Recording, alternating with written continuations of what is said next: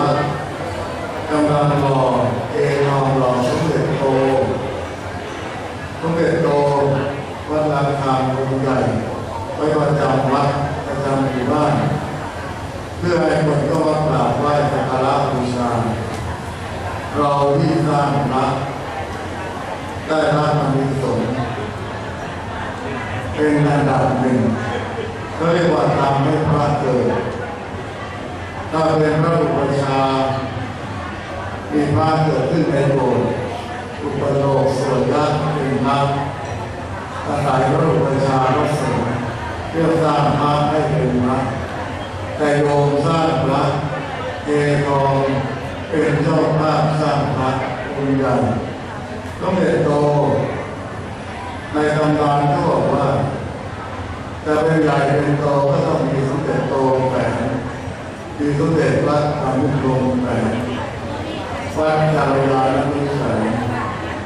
ใครยังไม่ได้เป็นวัดกาลยาณมิตรยกมือขึ้นนิดมีสองคนยังไม่ได้นอกนั้นได้หมดแล้วดีใจด้วยเพราะว่าพระสมเด็จที่เราจะสร้างนี้เมื่อเราเททองครั้งที่หนึ่งในวันนี้แล้ว2 ทุ่มเทครั้งหนึ่งเททั้งหมด9 ชิ้นก็องค์ใหญ่ถ้าเททีเดียวเกิดความเสียหายไม่สวยงามก็เทเป็นชิ้นแล้วประกอบแต่ว่าท่านทั้งหลายที่รับเป็นเจ้าภาพประธานก็พยายามมาให้ครบจะเทติดต่อถึง5 วาระที่1 บ่าย 2 โมงวาระที่2 2 ทุ่มวาระที่3 วันพ่อแห่งชาติสร้างพระให้พ่อวันเฉลิมของในตัวเราเกทองเวลา4 โมงเช้าวันที่5 ธันวาคมและไปวันที่31จุดจีนของชนชาวจีน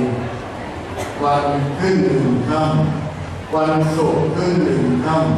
ำเดือน3วันศุกร์ขึ้น1 ค่ำเดือน3เป็นวันสิทธิโชคมหาสิทธิโชคตามตำราโหราศาสตร์ก็วางไว้ใครจะทำงานบางคนใดๆก็แล้วแต่ย่อมเกิดพลังเกิดอานิสงส์มากเป็นวาระที่3วาระที่4อาจารย์คณะพลสุดยอดรำพร้อมคณะคุณบรรชัยและคณะนินาพงศ์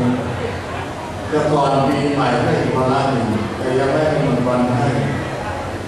วาระสุดท้ายวันที่22 23 มีนาการสืบชะตาครบ9 ชิ้นท่านทั้งหลายที่เป็นเจ้าภาพเททองเพียงแต่เราลึก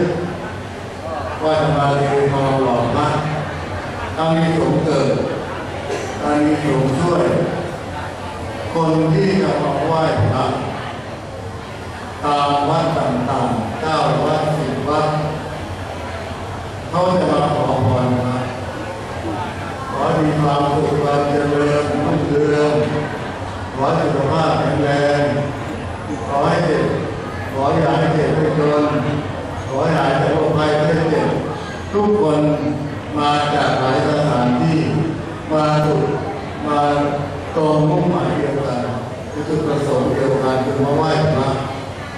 เราที่สร้างพระให้พระเจ้าเพราะว่าเราได้รับประสบการณ์ดีเขามีทุกข์มาเขาพ้นทุกข์เรื่อง